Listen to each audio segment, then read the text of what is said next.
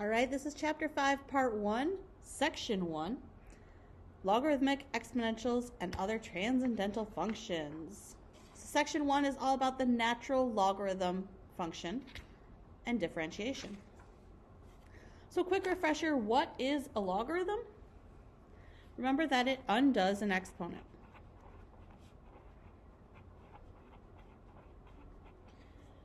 So if a to the x power gives me something b, then a logarithm with a base of a of that b value equals the exponent. Base of exponent. Also, the natural logarithmic function has a base of e. If e to the x power equals b, or actually let's call that y, then a log with a base of e of y equals x. Well, a log with a base of e is actually written as ln of y equals x. So it's the opposite of an exponent. So quick refresher of the rules to expand and condense a logarithm. If I have a log with a base of a of something to a power, remember that I can take that power down out front, and the log with the base and the inside stays the same. If I have my log, and I have two things multiplied together inside the logarithm, I can expand that with addition. I have a log with a base of a of the first piece, plus a log with a base of a of the second thing. Division can also be expanded. Log with a base of a of b over c. We take log of the top, same base, minus log of the bottom with the same base. Notice that the base doesn't change in any of these. And also, just a reminder that a log, no matter what the base of 1, well, anything to what power gives me 1? It's always 0. And now the only way to change the base in a logarithm,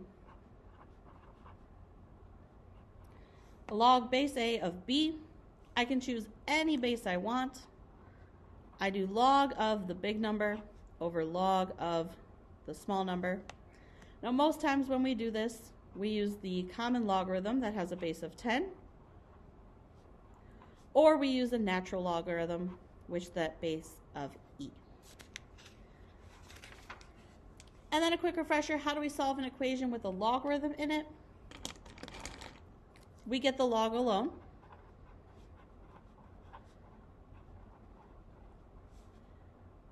Then we rewrite it as an exponent.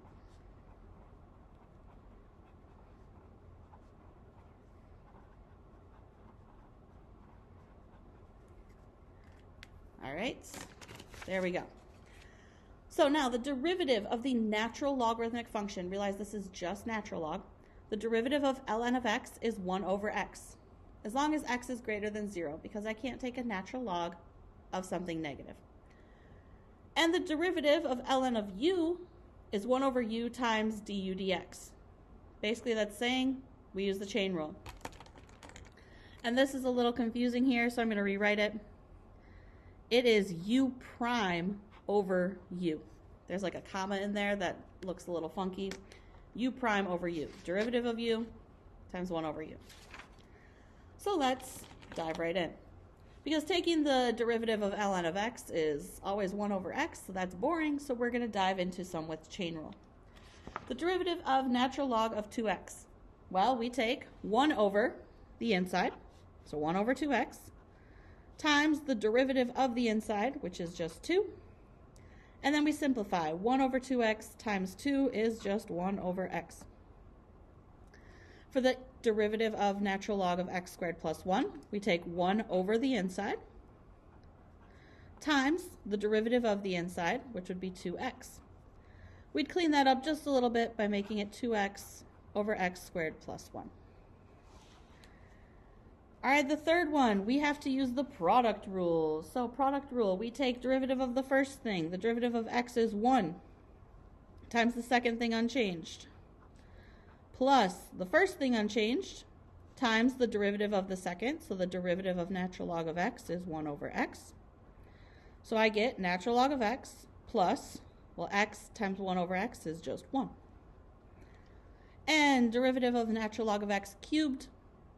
Notice that this cube is not on just the x, it is on the whole thing, so we have to use chain rule. We bring down our power, times natural log of x squared, times the derivative of the inside. The derivative of natural log of x is 1 over x. I'd clean this up just a little bit by making it one nice fraction. Oops, ln of x squared all over x. All right, now we've got a fun one. Now I could do this two different ways. I could say, all right, well, my derivative is 1 over the square root of x plus 1 times the derivative of the inside would be 1/2 times x plus 1 to the negative 1/2 power times the derivative of inside of that, which is just a 1. And then I'd simplify, so I'd make it 1 over the square root of x plus 1 times 1 over 2 square root of x plus 1, which really makes it 1 over 2 times x plus 1, or 1 over 2x plus 2. Absolutely, f prime of x equals that. Not that bad, actually, right? But I could have made my life easier. To make my life easier, I could have said that this is actually x plus 1 to the 1/2 power, right? And now using my rules of logarithms, I can bring that 1/2 out front.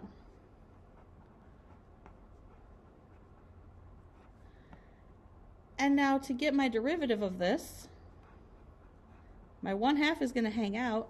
The derivative of natural log of x plus 1 is 1 over x plus 1 times the derivative of the inside, which is just a 1. And look at that. I got the same exact derivative, 1 over 2x plus 2. Two different ways. It's all about which way you feel like doing. All right, same thing on this one. If I wanted to, I can use the quotient rule, and inside that the product rule, and inside that the chain rule. Now personally, that sounds awful. I am going to expand this logarithm. F of x equals ln of, remember, division can be expanded into subtraction. So x times x squared plus 1 squared minus natural log of the square root of 2x cubed minus 1. And then I have multiplication in there, so I can expand multiplication into addition. So I have the natural log of x plus the natural log of x squared plus 1 squared minus natural log. I'm going to rewrite that square root as a 1/2 power also. And then I see powers, and my powers can come right out front of that piece. So f of x is actually natural log of x plus 2 times the natural log of x squared plus 1. And please be careful here. This looks like a 21 to me, so I'm going to start making my L's a little curvy. Minus, we bring that 1/2 out front, natural log of 2x cubed minus 1. Now my life has become much easier. Because now when I take my derivative, I'm taking the derivative of natural log of x, which is 1 over x, plus 2 times the derivative of natural log of x squared plus 1, which is 1 over x squared plus 1, times the derivative of the inside, which is just 2x, minus 1/2 times the derivative of natural log of 2x cubed minus 1, which is 1 over 2x cubed minus 1, times the derivative of the inside, which would be 6x squared. Now I just clean this up a little bit, and my answer is just going to have some fractions in it. I get 1 over x plus 4x over x squared plus 1 minus, well, 6 divided by 2 makes it 3x squared over 2x cubed minus 1. I personally wouldn't combine that, but if I needed to get a common denominator and combine it all, I could. Oops, skipped one. Here we go. Now another one to do that with. Except that there's no natural log in this problem. make my life easier, I'm going to use implicit differentiation. Because this all looks terrible. I have to use the quotient rule and the chain rule inside of the quotient rule. I can make my life easier by saying, all right, I'm just going to take the natural log of both sides.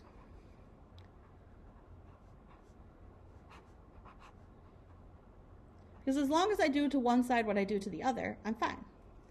Then I can expand the right-hand side.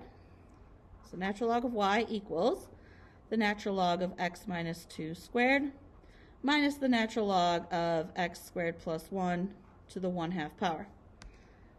And then I can bring those powers out front. So natural log of y equals 2 natural log of x minus 2 minus 1/2 natural log of x squared plus 1. And then I can take the derivative by implicit differentiation. The derivative of ln of y is 1 over y dy dx, or y prime. The derivative of this gives me a 2 times 1 over x minus 2. Then I take minus 1/2 times the derivative of natural log of 1, or x squared plus 1, which is 1 over x squared plus 1, times the derivative of the inside, which is 2x. Then I have 1 over y times y prime equals 2 over x minus 2 minus x over x squared plus 1. Well, I want my derivative alone, so I'm going to multiply both sides by y. Put that all in parentheses. Well, instead of having a y in my problem, I'm just going to take my original equation and plug it back in for y. So y prime is equal to 2 over x minus 2 minus x over x squared plus 1 times my original equation, which is x minus 2 squared over the square root of x squared plus 1. I could simplify all this down. It's calculus, I don't really need to. But I could distribute here and get some wonky stuff going on. But I would leave it right there. All right, now also a derivative involving an absolute value. If u is a differentiable function of x such that u is not 0, then the derivative of natural log of the absolute value of u is equal to u prime over u. What this basically says is, in a natural log, you get to ignore the absolute value when you take the derivative. So let's find the derivative of natural log of cosine of x. Well, we start off with f prime equals 1 over the inside, so 1 over cosine of x, times the derivative of the inside, which is negative sine of x. Well, if I rewrite that, I rewrite it as negative sine of x over cosine of x. And we know that sine over cosine, the derivative of f is negative tangent of x. And one more problem for us. We're going to find the relative extrema of this function. Well, to find relative extrema, I need the first derivative. So we are going to find y prime, which, with a logarithmic function, I take 1 over the inside times the derivative of the inside, which is 2x plus 2. And I need to know either where that it does not exist or where it equals 0. So simplify that a little by making it one fraction. Is there anything that makes the denominator 0? The answer is no. So I only care about what makes the numerator 0, which is going to be x equals negative 1. So our only extrema is at negative 1. Now I need to decide if that's a max or a min. So I'll use the first derivative test. Plug in something less than negative 1 to the first derivative. Let's say negative 2. I get a negative over a positive, which is negative. Plug in something bigger than negative 1, let's say 0. I get positive over positive. Negative to positive means I have a relative minimum.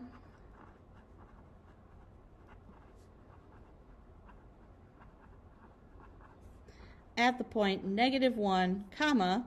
Now if I plug this back into my original, I get natural log of 2.